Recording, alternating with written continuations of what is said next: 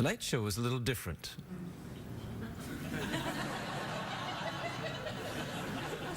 No, Greg, we don't believe you. Oh, yeah, it's a little different. No, tonight's show will be a little bit different. I mean, there's some things will be the same. You know, I'm going to go back, out there in a minute, and then I'm going to come back out, and it's going to go, Craig Ferguson, and I'm going to go, oh, great day for America, and the audience is going to pretend I haven't been here, and you'll be like, why does he always come out then, and yet he's already been on? And all that will be the same. But my only guest tonight will be my friend, Stephen Fry. Now, I warn you, Stephen is an outspoken man. He has views which you may find difficult and you may find make you angry or upset. Let this be the point where I say to you, maybe this is a good night to get an early night. You know, or maybe it's like, oh, do I really want to get upset? If you don't mind, you know, engaging in a bit of verbal gymnastics or mental gymnastics with Stephen, then please stay. I'd love you to stay, because he's a fascinating, brilliant, intelligent man. And also, it's Arthur Conan Doyle's birthday. Where else are you going to be on a night like this? But as the evening goes on, we will talk about stuff which is challenging to talk about and think about, and it won't all be cheeky monkeys, and it won't all be there'll be a bit of that, but especially because I'm very excited about the monologue I'm going to do about Arthur Conan Doyle's birthday. You're going to love it. But but once you get past that, things are going to really pick up. Or all I'm saying is this. This is a late night show, and sometimes I take advantage of that. I do hope you will too. Join me after this.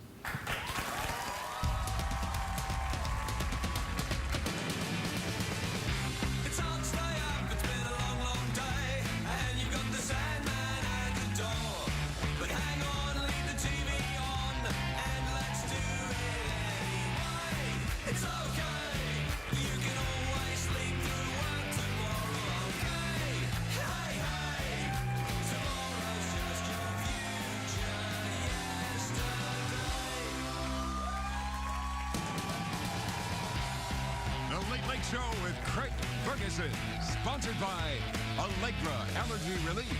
Use as directed.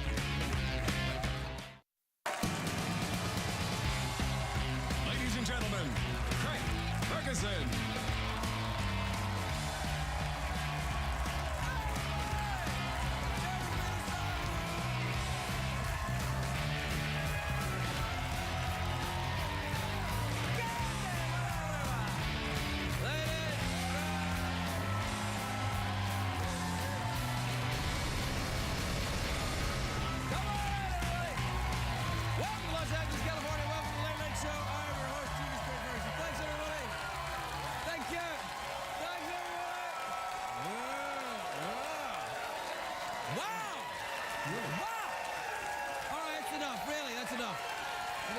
Great.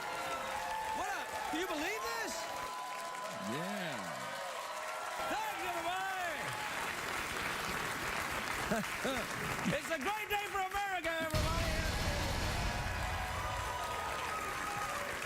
I am very excited. This is the day I wait for all year, Oh, Jeff. I know.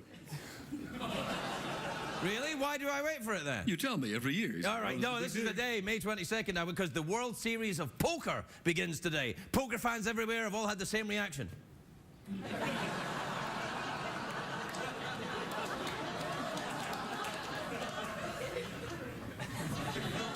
The reason why I get excited about today, it's a big anniversary for Scottish literary giants. Alas, not me. On this day in 1859, Sir Arthur Conan Doyle was born in Edinburgh, the creator of Sherlock Holmes. You know I love Sherlock Holmes. Oh, yes. I do love Sherlock Holmes. Oh, yes. I think we're a bit like Sherlock Holmes and Watson. Yes, elementary, my dear Ferguson. Anyway, happy birthday, Sir Arthur Conan Doyle. Do we have a graphic for Conan Doyle's birthday? Oh, wow.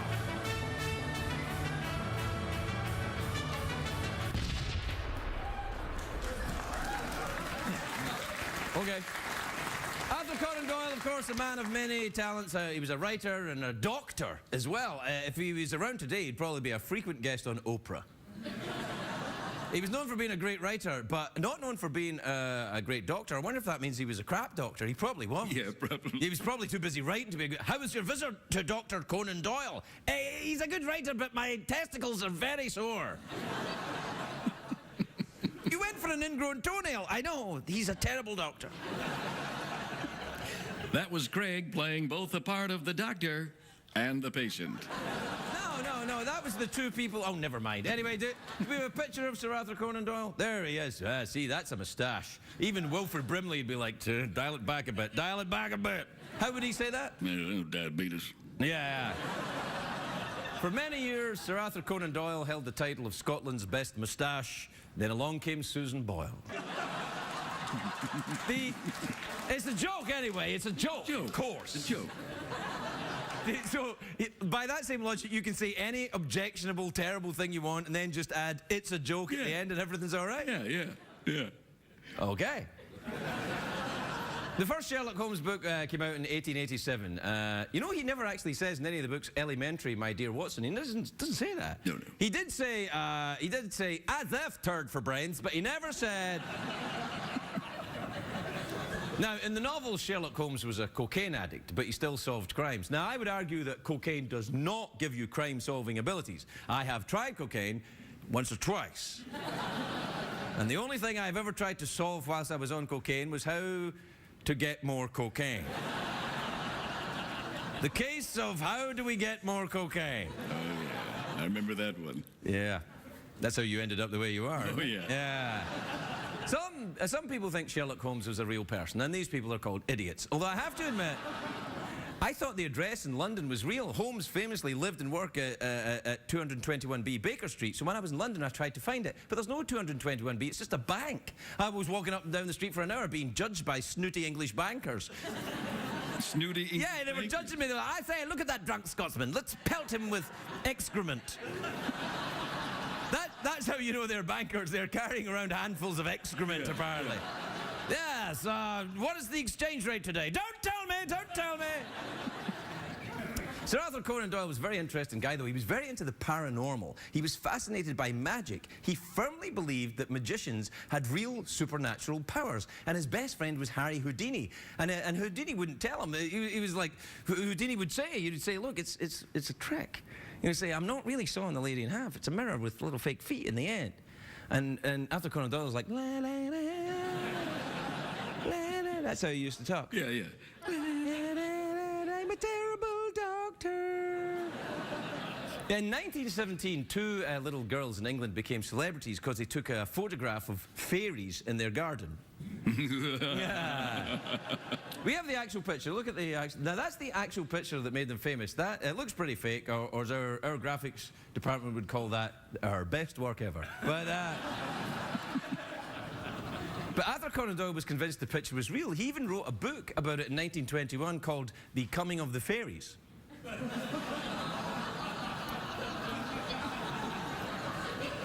You should probably do your own joke right there. That would be the way to approach this, don't you think? No. Yeah, you do it yourself. Yeah. The public's fascination with detective work and forensics, so that can all be traced back to Sherlock Holmes. There'd be no CSI without Sherlock Holmes. You know, back in the days, Holmes didn't have a black light to investigate a crime scene, though. If he wanted to analyze a stain, he had to use the sniff test.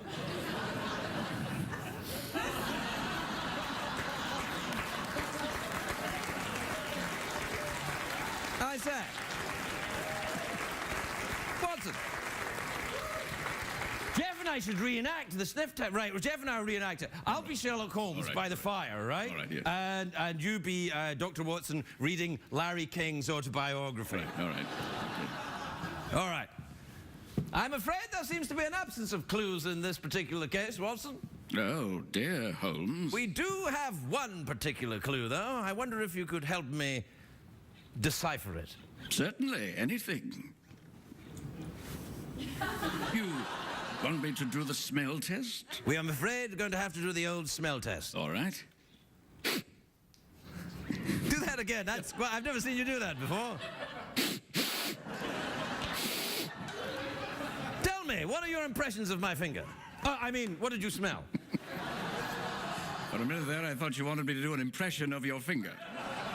Well, could you do an impression of my finger? Certainly. Hello, I'm Craig's finger. No, all right, very good. You don't want No, to no, know what I've been. No, you'd have to be Sherlock Holmes. Yeah, that's what I meant. Yeah, all right. Sorry about that. All right, so. What? Why do you open your mouth when you smell things? Getting a good whiff. All right. So, what do you smell? I smell gorilla ass.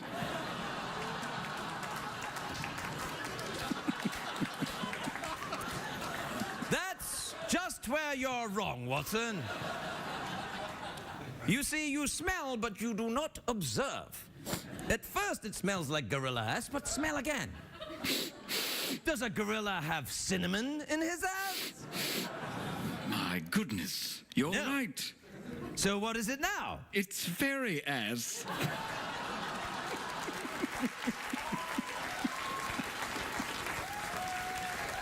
Fairy.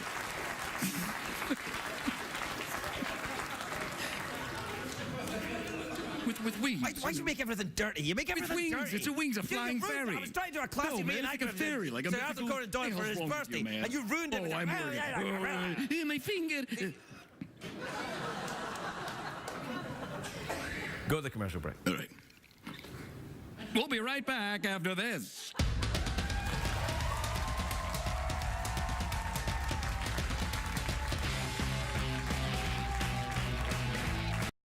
Gymnastics or mental gymnastics with Stephen, then please stay. I'd love you to stay because he's a fascinating, brilliant, intelligent man. And also, it's Arthur Conan Doyle's birthday. Where else are you going to be on a night like this? But as the evening goes on, we will talk about stuff which is difficult and you may find make you angry or upset. Let this be the point where I say to you, maybe this is a good night to get an early night. You know, or maybe it's like, oh, do I really want to get upset? If you don't mind, you know, engaging in a bit of verbal tonight's show is a little different.